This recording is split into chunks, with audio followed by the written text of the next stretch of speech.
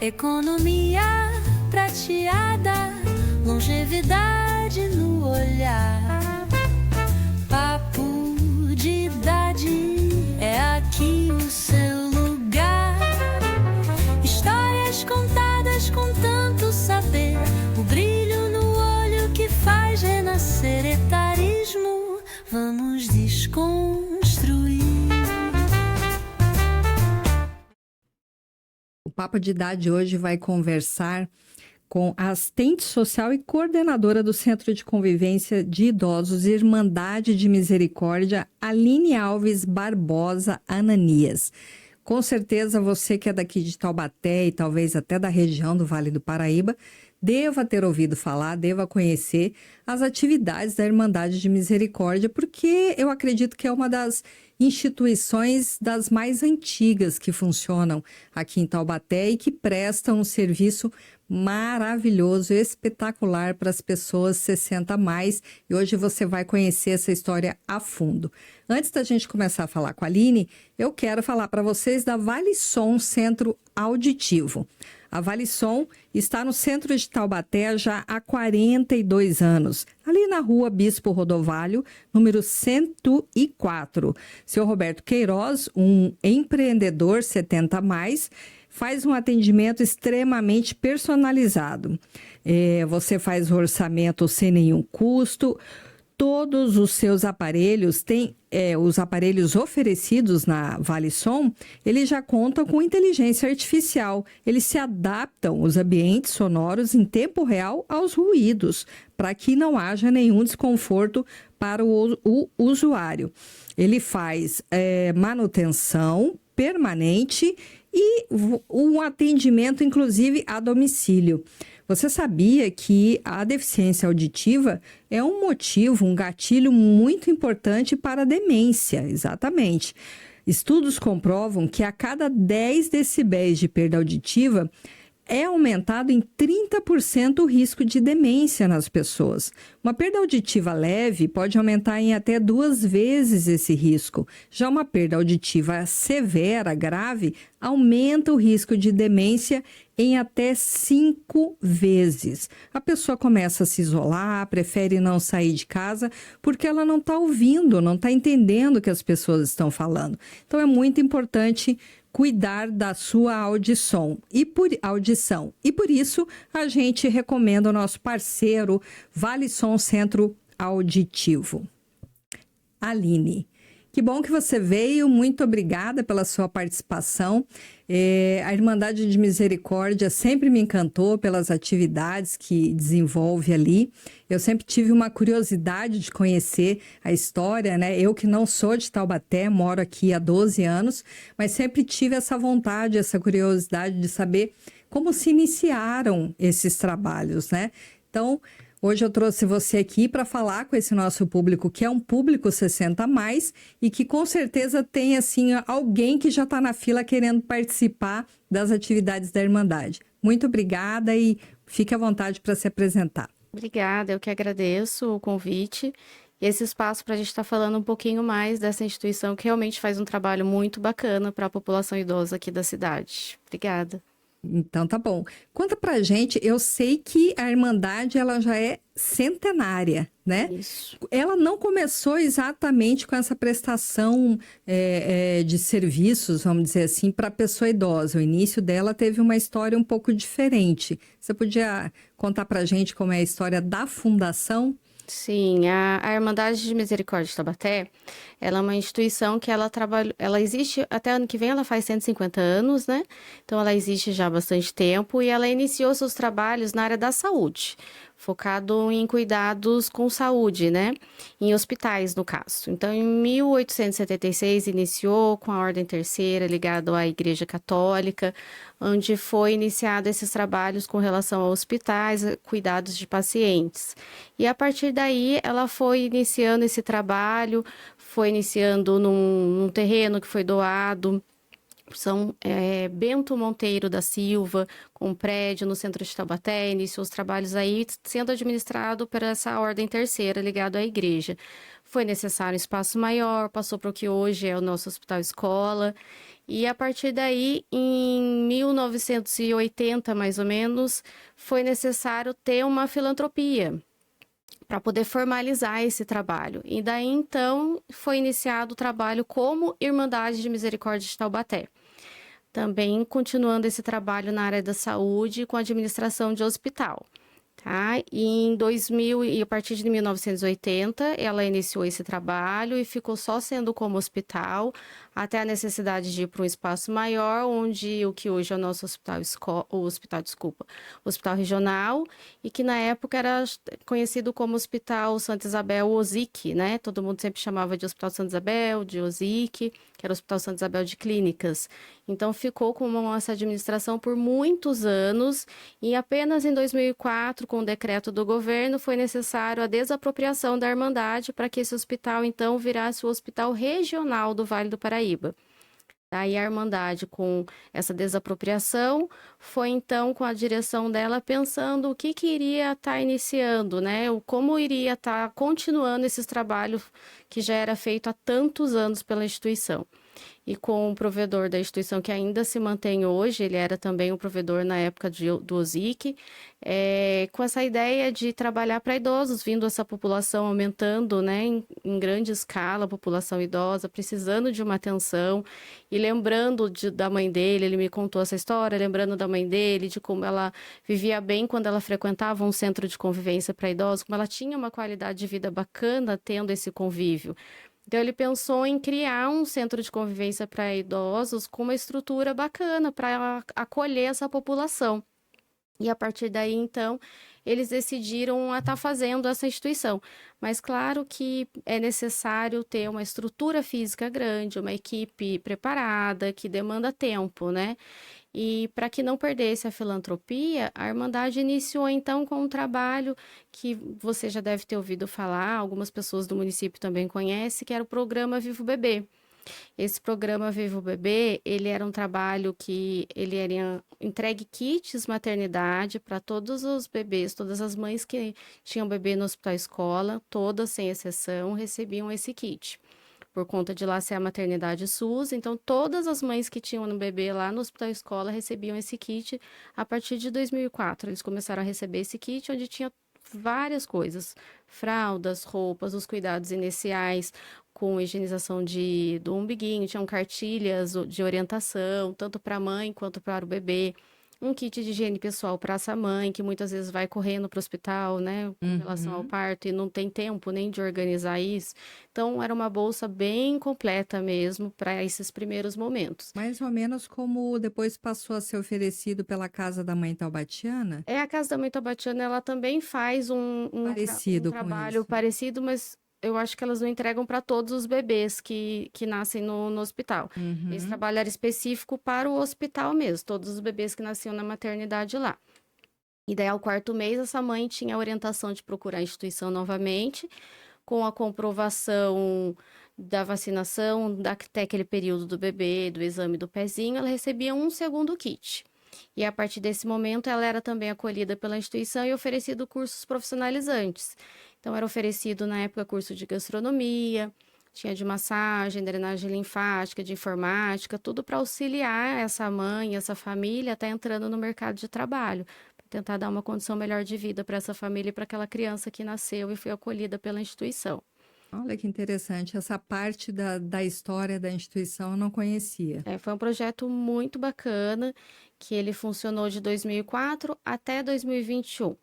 Infelizmente, ele teve que parar, porque ele exigia um custo alto, porque é uma bolsa que existe um custo alto para a instituição, e ele não era a atenção central da instituição. A instituição, ela foi criada após a desapropriação, né? Ela continuou seu trabalho com a ideia do Centro de Convivência de Idosos. Em 2004, iniciou com esse projeto porque era algo mais rápido e que dava para a gente continuar o trabalho como filantropia. Mas logo em 2008 já teve início para o que de fato a instituição estava propícia a estar continuando suas atividades, que foi o Centro de Convivência para Idosos. Então, ele iniciou em 2008 com as atividades físicas para os alunos idosos aqui do município de Taubaté.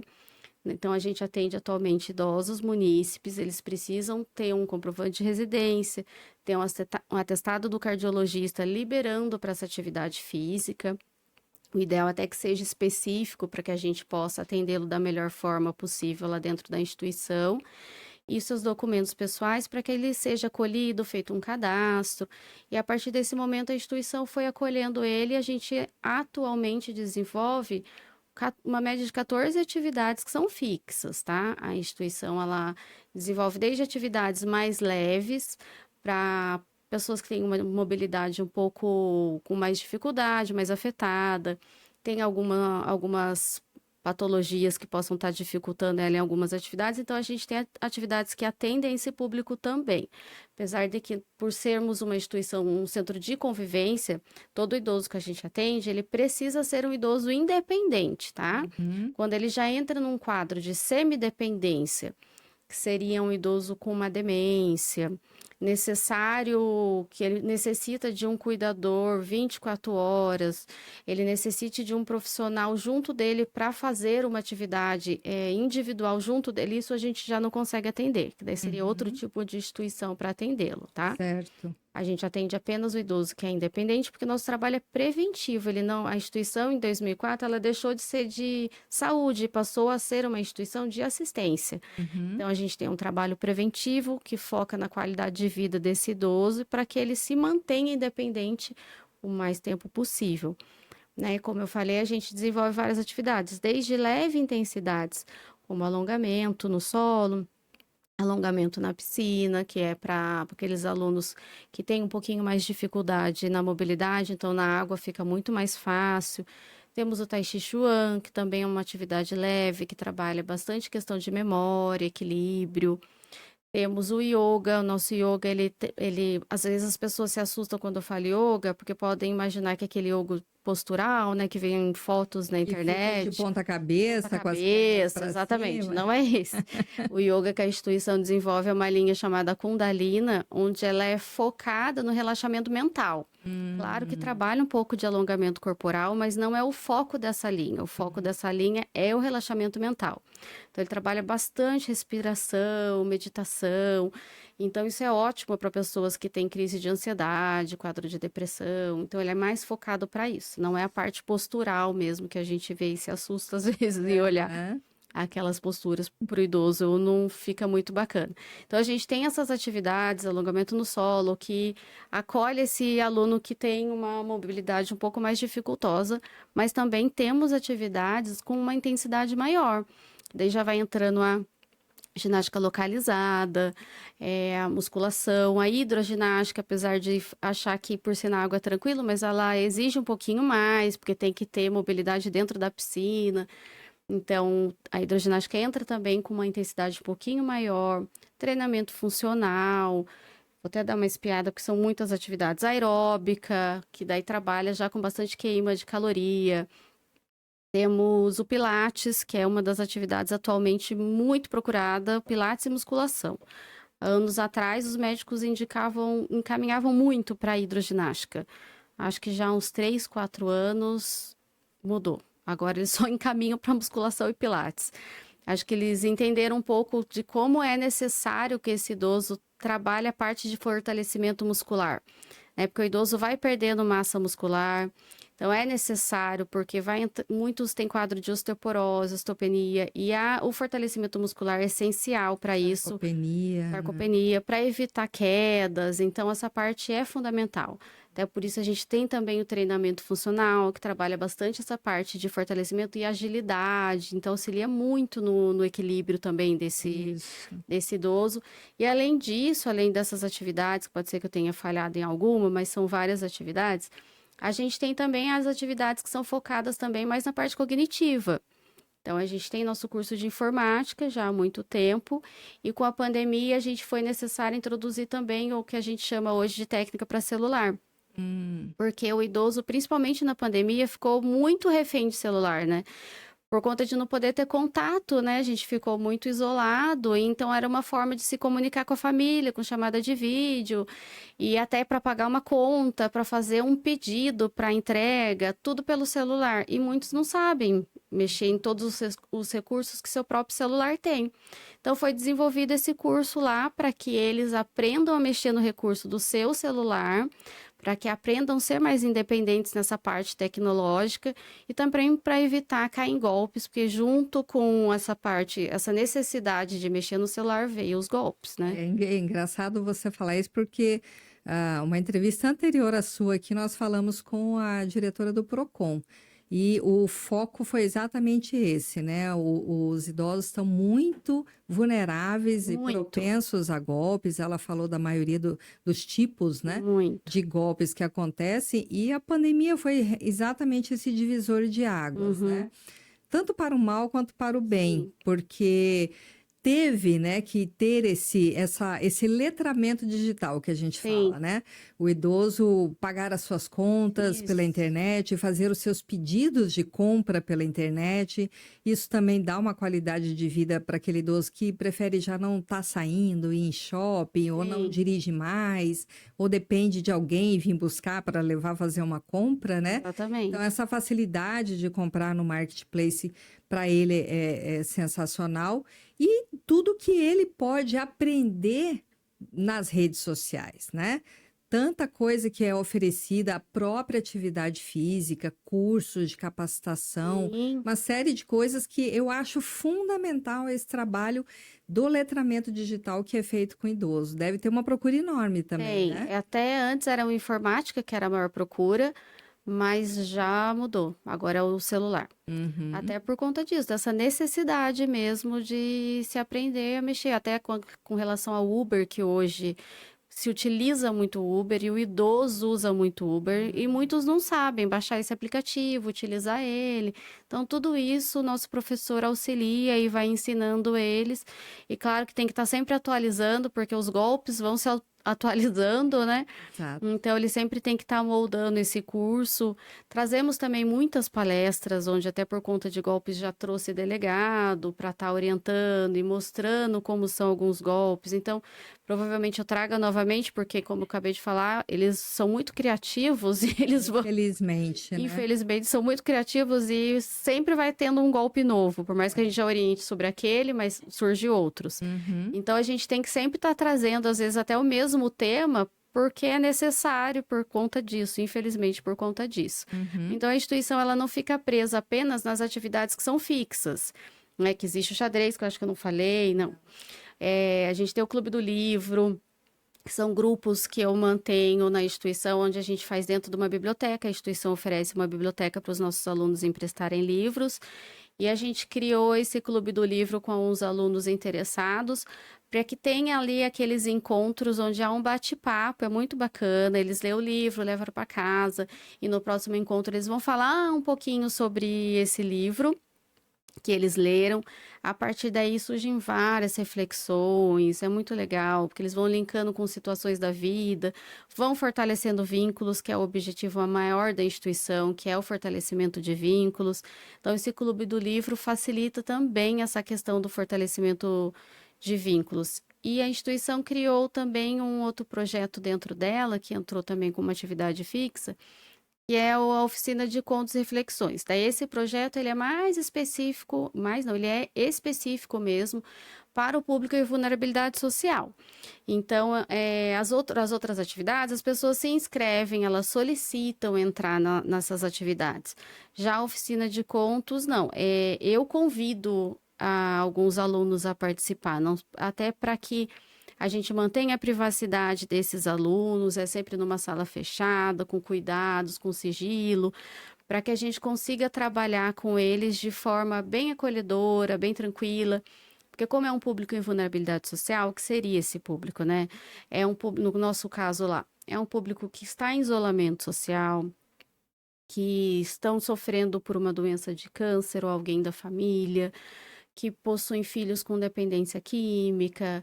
Então, é tudo, sofrem violência. Então, é tudo aquilo que realmente deixa esse idoso de forma vulnerável. Fragilizado, né? Exatamente. Deixam ele em uma forma de risco social mesmo. Então, a gente construiu esse projeto, que sou eu e o professor de yoga, que tem formação em psicologia, nosso professor de yoga, que mantemos esses encontros. O nome é Oficina de Contos e Reflexões, porque lá nesses encontros a gente faz a leitura de alguns contos, onde a partir dali a gente busca reflexões, porque é muito mais fácil a gente falar de um personagem da história do que falar de si próprio. E aí você faz um gancho para puxar uma história da pessoa para ela se identificar com aquilo. A partir dali, da leitura de contos, eles vão falando daquele personagem, mas na verdade eles estão falando de si próprio. Mesmos, exatamente. Porque o importante para a gente conseguir lidar com situações que a gente vai tendo no nosso cotidiano é a gente se reconhecer. E isso é muito difícil. A gente conseguir entender o que está acontecendo com a gente, com a nossa rotina, com a nossa vida, com a nossa família.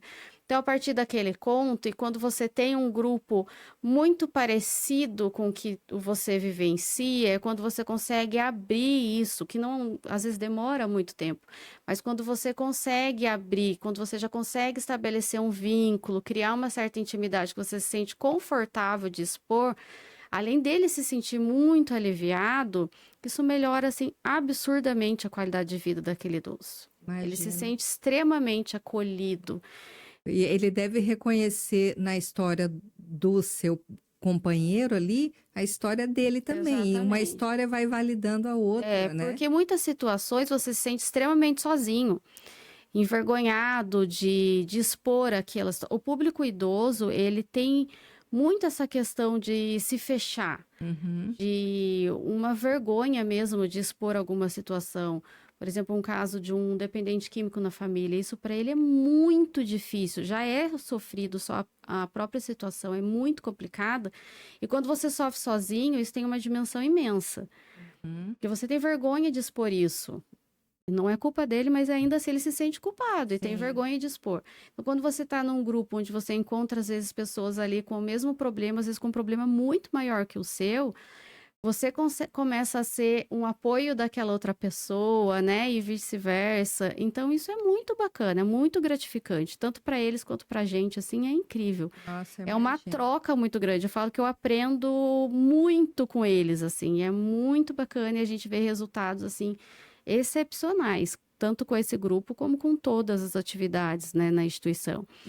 Só que abrindo um parênteses, as pessoas que participam de todas as atividades que vocês oferecem, a gente pode explorar um pouco mais elas, são pessoas, esses critérios que você já nos disse, que tem que ter, né, comprovante de residência, documentação, 60 a mais, mas em relação ao financeiro, a pessoa ela tem uma renda que tem que comprovar, tem um critério financeiro, né? É só para pessoa vulnerável ou qualquer pessoa acima dos 60 anos pode participar. Como a gente é uma instituição específica para o idoso, a instituição não tem critério financeiro, tá? Ela não tem critério financeiro, até porque eu, como assistente social, no início, quando eu comecei a trabalhar lá, até eu falei, nossa, mas por que não ter critério financeiro, né? Porque assim a gente podia atender um público que não tem condição de pagar uma academia, isso também. Eu também me questionei no início com relação a isso. Mas estando lá, estando junto daquele público, eu pude perceber que muitas vezes, até mesmo aquele idoso que tem uma condição financeira melhor, precisa até mais da instituição do que aquele outro que não tem uma condição financeira boa. Por quê? Ele, até por ter uma condição financeira maior, ele é muito mais sozinho do que muitos que são carentes financeiramente. É mesmo. Porque ele teve até a oportunidade de estudar filhos, então os filhos não moram em Taubaté, muitos moram fora do país, são viúvas e são extremamente solitários. Onde aquela pessoa que tem uma condição financeira ruim, mas ela tem uma família acolhedora, ela tem alguém ali perto dela. A gente também atende esse público, claro, e ele ainda assim é a nossa prioridade. A nossa prioridade na instituição é o público em vulnerabilidade social, porém a gente não atende apenas o público em vulnerabilidade social, por isso não temos critério financeiro. E eu, estando há anos na instituição, eu pude ver que muitas das pessoas que têm uma condição financeira bacana necessitam muitas vezes até mais da instituição. E é interessante, né? Porque essa troca de vivências em realidades econômicas diferentes também deve ser rica para as duas partes, Muito, né? muito. No Clube do Livro, por exemplo, a gente tem pessoas que têm até por ter uma condição financeira melhor, pôde estudar, né? Pôde conseguir pagar uma faculdade, ter um curso. Hoje em dia a gente tem uma facilidade maior de fazer faculdade, mas há muitos anos atrás não. Sim. E eu tenho pessoas no Clube do Livro que não tiveram essa oportunidade, mas que até por estar com pessoas que têm algum conhecimento maior, mas é uma troca muito bacana entre elas. São trocas de vida, de vivências que são incríveis ali. E ajuda, né? Muito. Com certeza, quem tem um pouco mais de condições financeiras, intelectuais, deve se predispor a ajudar. Sim, é muito bacana isso. Essa troca é incrível bacana. mesmo. Essa parte, assim, cognitiva, além de toda essa parte de fisiologia, vocês também oferecem dança, artes de alguma forma, pintura, enfim. Então, a gente já teve, até antes da pandemia, a gente teve 5 atividades que infelizmente a gente não tem mais no momento. Então, a gente teve dança de salão, a gente teve pintura em tela, a gente teve coral, teve bordado. A gente teve que cortar essas atividades porque a instituição ela é filantrópica e ela sobrevive de condições próprias. Então, com a pandemia, qual que é essa condição própria, né? A gente tem alguns pontos comerciais, a gente tem estacionamentos, e esses estacionamentos, imagina numa pandemia, ninguém saía de casa, ninguém deixava o carro no estacionamento, né?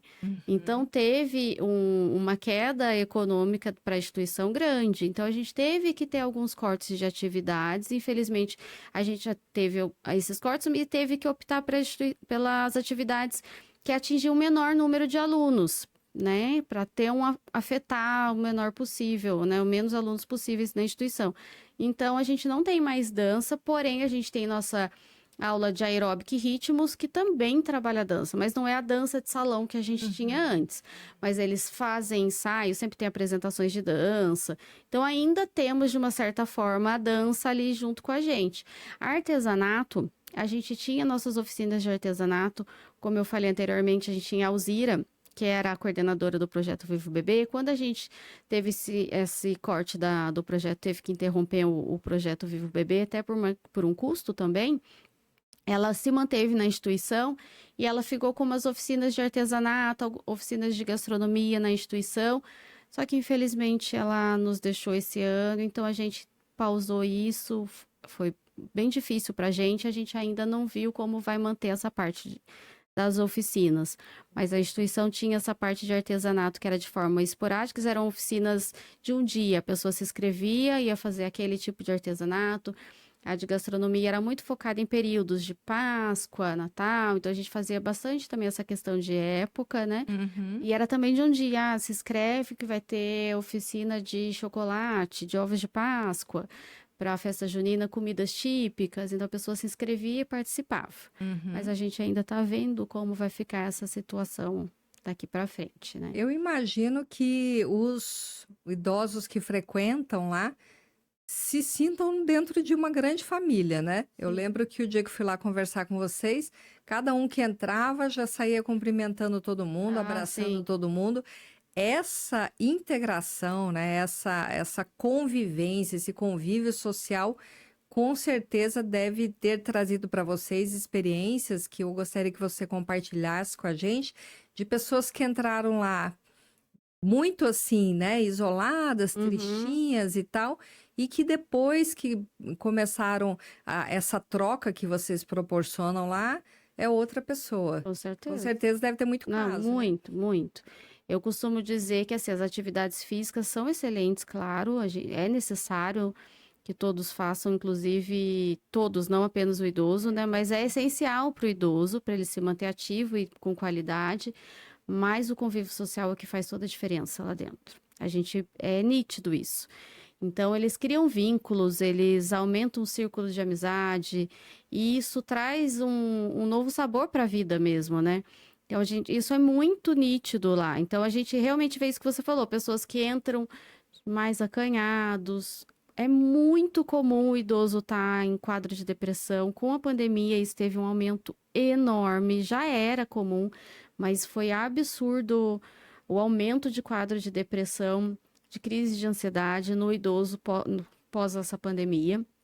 Então, vai muito idoso encaminhado pela rede de saúde do município lá para a instituição por conta disso, para ter mais ele é encaminhado para atividade física, mas para ter o convívio social.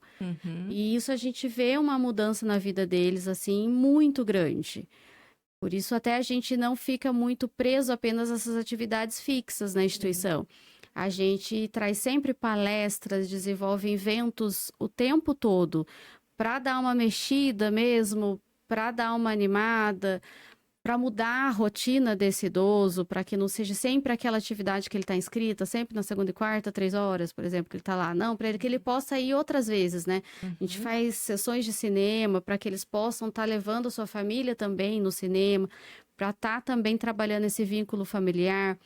As palestras, muitas delas são abertas ao público para que eles possam levar a família. O bingo que a gente faz com grande frequência, também a família é acolhida pela instituição nesse evento. A gente faz alguns bailes à noite para que eles possam levar familiar. Então, a gente faz muito evento, Semana da Saúde, Dia do Desafio. Então, eventos comemorativos, Dia das Mães, Dia da Mulher. Então, tudo isso a gente vai criando também um roteiro da instituição para estar trazendo esse idoso o mais tempo possível na instituição e para trabalhar exatamente essa parte de convívio social, que é o nosso foco também lá dentro, né? Porque a gente vê uma melhora absurda na vida dele com esse convívio, não só com a atividade física. A gente consegue ver isso. Você falando dessas palestras e atividades extras fora ali das atividades físicas, você tem parcerias? Quem é que vem? Quais são as instituições, os profissionais que vêm colaborar com vocês nessas palestras? Isso, no decorrer dos anos, eu fui criando algum vínculo com alguns profissionais, com algumas empresas, que eles fazem de forma voluntária lá na instituição. Então, esse trabalho voluntário na instituição são apenas esses com palestra em eventos, né? Os funcionários são todos contratados e essa parte voluntária fica restrita a essa parte de eventos, palestras. Então, tem muitos médicos, profissionais que eu fui criando um vínculo, eu vou conhecendo, eu vou entrando em contato e sempre tenho resposta positiva. Eles vão até a instituição, fazem de forma gratuita. E algumas empresas que é uma troca, né? Eles participam dos nossos eventos, eles divulgam o seu trabalho e oferecem aquele seu trabalho naquele dia do evento. Como empresas que vão lá para fazer massagem nos idosos, manicures, a parte de estética, tem a Escola do Trabalho, que tem uma parceria incrível com a gente, que sempre vai com as equipes de alunos deles para corte de cabelo, para manicure, para sobrancelhas. E a gente faz um dia super bacana para os nossos alunos. Então, existem essas empresas também que vêm até a instituição, que vêm nos procurar para também solicitar esse trabalho voluntário, porque há essa troca. Eles conseguem também divulgar o seu trabalho e, consequentemente, a gente beneficia os nossos alunos com aquele trabalho que eles estão desempenhando no dia para a gente, que é bem legal. Então, é bem diversificado. Sim, bem diversificado. E é o dia inteiro. As atividades como funcionam? Acontecem de segunda a sexta, das 8 ao meio-dia. A gente tem uma pausa para almoço até às 14, das 14 às 18. Apenas 2 dias na semana, que é terça e quinta, que tem atividade das 18 às 19 para aqueles alunos que ainda trabalham. Então, a gente tem 2 atividades que funcionam de forma noturna, que é a hidroginástica e a musculação, somente na terça e quinta, que daí o foco é mais para esses alunos que não podem ir durante o período diurno. E hoje vocês têm uma equipe fixa de quantas pessoas para todas essas atividades? Que está em torno de 16 funcionários, é isso, né?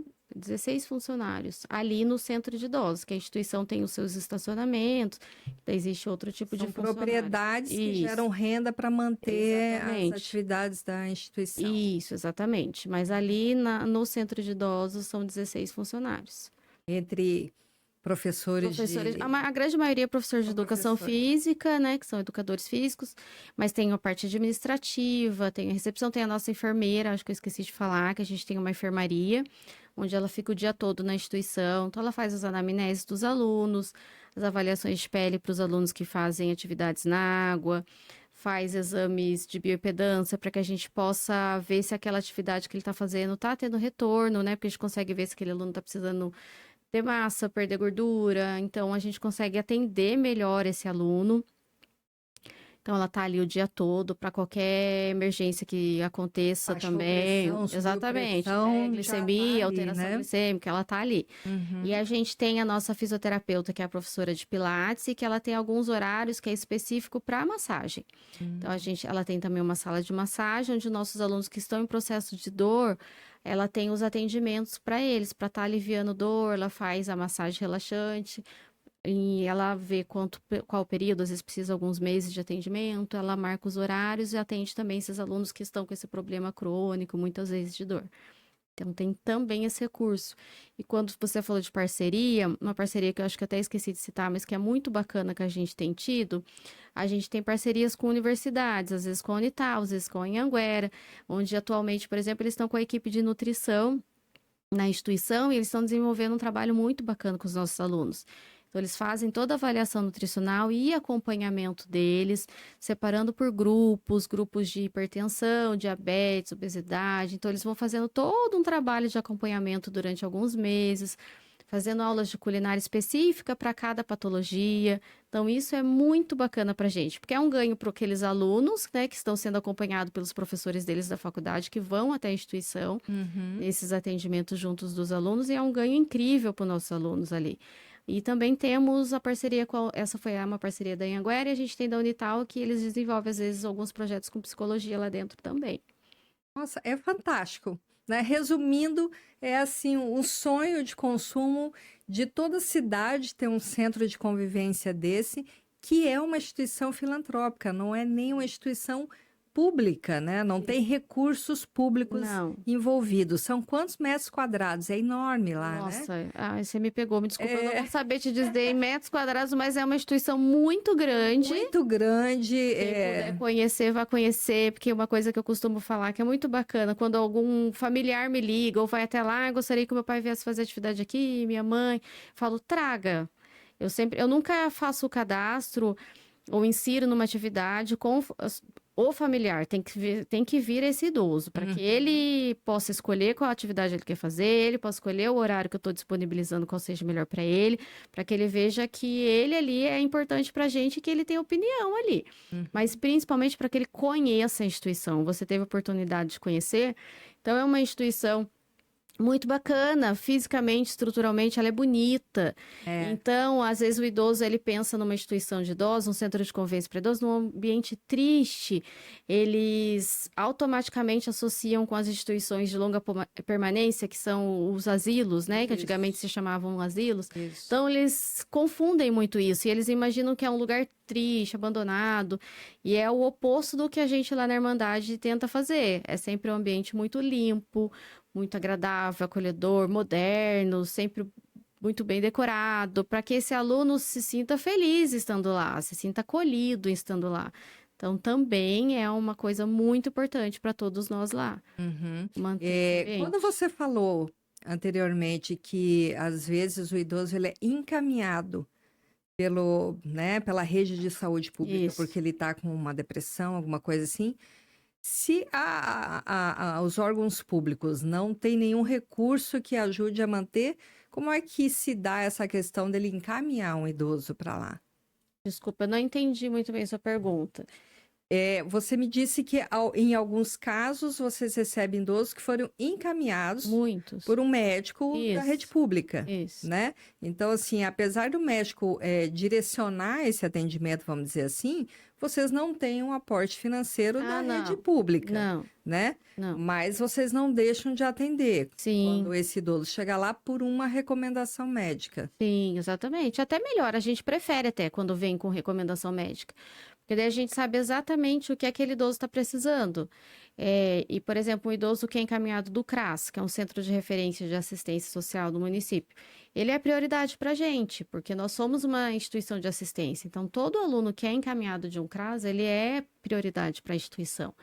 Então, por mais que nós não somos mantidos pelo município, pelo governo, nós somos uma instituição assistencial onde a gente atende alunos sem restrição de encaminhamentos, tá?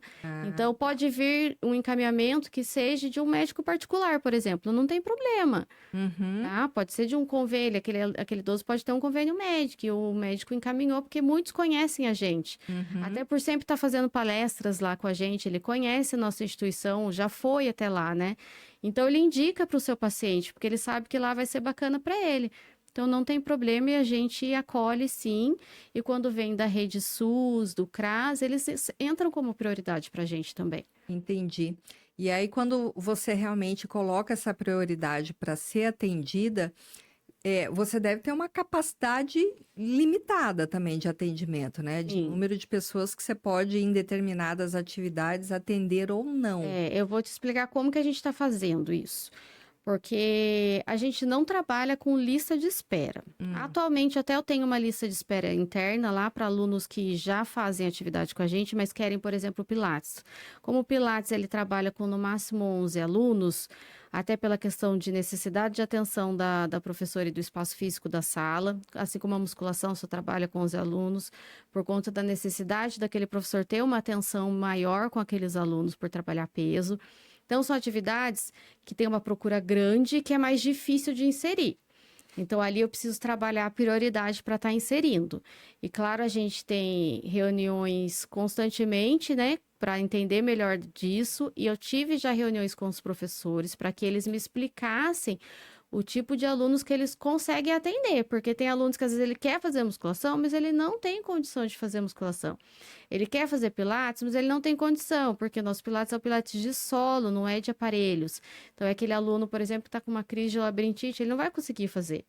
Entendeu? Ele tem uma hérnia, então ele não vai conseguir fazer. Então, eu tive toda uma orientação desses professores para que eu saiba qual aluno eu posso encaminhar para cada atividade. Então, além desses encaminhamentos, eu também tenho lá dentro isso. Esses encaixes. Esses né? encaixes, eu posso a gente. colocar Isso, para tirar, eu preciso tirar alguém para colocar o outro. Tem como tudo é que isso, faz? assim. Eu, como sou, além da coordenação dessa questão de eventos e das atividades, eu sou assistente social. Então, eu faço o cadastro. Nesse cadastro, eu pego muitos dados desse aluno para eu poder conhecer ele, conhecer a realidade de vida dele, além da parte física, mas principalmente a realidade de vida desse idoso. Então, ali eu já me gera relatórios onde eu consigo conhecer um pouquinho melhor esses alunos que a gente está atendendo.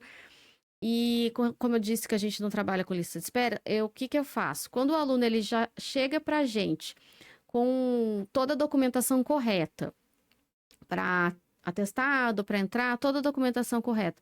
Eles vêm muitas vezes focados, eu quero musculação de manhã. Não tem, né? Provavelmente, às vezes, eu não tenho aquilo, muito raro, mas eu consegui já naquele momento, mas é difícil. Então, o que eu faço? Eu falo que eu não tenho lista de espera, mas eu nem sempre vou conseguir inserir naquilo que ele quer. Então, por que eu não tenho lista de espera? Eu faço toda uma orientação, acolhimento, onde eu vou inserir esse aluno na atividade que eu tenho disponível. Isso. Claro que ele tem que estar dentro daquela... Mas eu tenho muita atividade leve, né? A grande maioria são atividades leves e que consegue trabalhar com um número grande de alunos. Então, ali eu sempre consigo encaixar um aluno no outro. Então, a gente vai trabalhando dessa forma. Eu vou inserir nesse aluno naquilo que eu consigo encaixar no momento e depois, aos poucos, a gente vai encaixando naquilo que ele pretendia ou naquilo que a gente realmente vê que ele precisa. Mas não é imediatamente. E para que a gente tenha também, como você falou, uma hora acaba a vaga, né? A gente tem momentos que acontece isso. A gente teve esse ano que aumentar a carga horária de um funcionário para que eu pudesse acolher mais alunos, porque eu cheguei ao ponto de não tenho mais, fiz uma reunião com o diretor, falei, não tenho mais onde encaixar aluno, como é que eu vou fazer? A gente aumentou um pouquinho algumas atividades, a gente vai fazendo assim. Alunos, a gente tem regras, né? O aluno não pode ter faltas constantes, ele precisa, né, ter uma assiduidade, ter horário para entrar, não pode chegar atrasado, porque perde o conteúdo de aula. Então, quando tem alunos que têm abandono de atividade, está faltando muito, eu vou estar entrando em contato, se eu vejo que não tem como, a gente tenta melhorar o horário, não tem como, então perdeu a vaga, né? Ou, infelizmente, acontece muitos casos de problema de saúde, então esse aluno acabou não podendo permanecer na atividade, assim vai abrindo vagas. Ou precisa mudar de horário, então aquela atividade eu não tenho outro horário, ele vai para outra atividade. Então existe um movimento interno assim de vagas que vai acontecer no decorrer do dia a dia. Naturalmente, né? Exatamente. Infelizmente, a gente tem alunos que acabam não tendo mais condição de fazer aula na instituição, porque eles começam a entrar num quadro de semidependência. Então, acontece também. E assim a gente vai abrindo vagas. Isso. Entendi. Eu imagino que todas essas atividades devem ter um custo razoavelmente elevado, né? Você falou de um mantenedor. Como é que funciona esse... Então, a instituição, ela sobrevive de condições próprias, como eu falei. Como a instituição, ela era administradora do OSIC, né, com a desapropriação, a venda daquele hospital, a diretoria, ela aplicou esse dinheiro, né? Então, existe...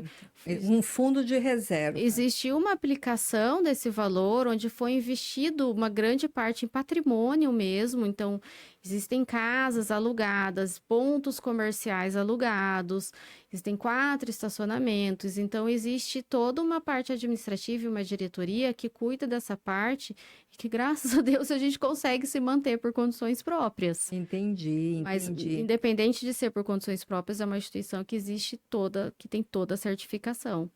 E com certeza deve ter um conselho fiscal. Tem auditoria anual, sim, tem auditoria anual, onde sai no jornal, anualmente a auditoria, temos SEBAS, temos toda essa certificação. Isso existe, com Maravilha. certeza. Gente, é assim, a gente vai subir os cortes dos nossos trechos da entrevista e nesses cortes eu vou colocar para vocês, para quem ainda não conhece, imagens, fotos das atividades lá da Irmandade de Misericórdia, para você que é de outro município, de repente se inspirar a fazer uma instituição desse porte, com essa qualidade, para essa população que só cresce. Só cresce, né? exatamente. Só cresce. A gente parou de ter filho e estamos com uma expectativa de vida cada vez maior. Com certeza. Então, essa população 60 a mais, ela só cresce. Então, a Irmandade de Misericórdia em Taubaté é referência. O prédio é moderno, é amplo, é realmente aconchegante. E quem está lá, eu estive lá e vi a felicidade de cada pessoa que entrava ali. Cumprimentando todo mundo, abraçando, já indo para suas atividades. Então, é uma instituição que está, assim, de parabéns. Eu queria que você deixasse para a gente algum recado. Você que tem tanta proximidade com os idosos, deve ter uma amizade com todos eles, né? As pessoas são muito afetuosas, né? As pessoas idosas, né? Nossa, muito, é muito legal. É muito bacana. A gente atualmente está com mais de 1.700 alunos. Então, assim, eu decorar nome de todos, eu não consigo. Mas a gente lembra muito das carinhas, né? E claro que tem alguns alunos que a gente acaba criando um vínculo maior, isso é natural.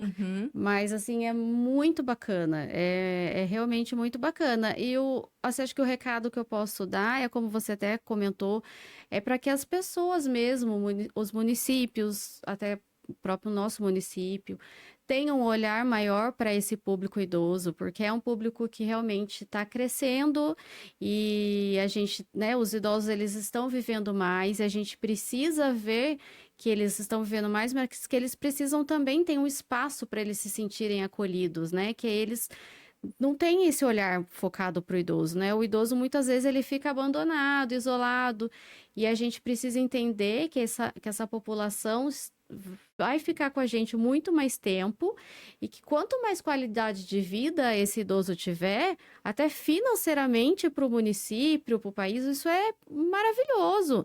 Então, o nosso trabalho é preventivo e esse trabalho preventivo ajuda também na parte econômica do município, porque é um idoso que vai utilizar muito menos o sistema de saúde.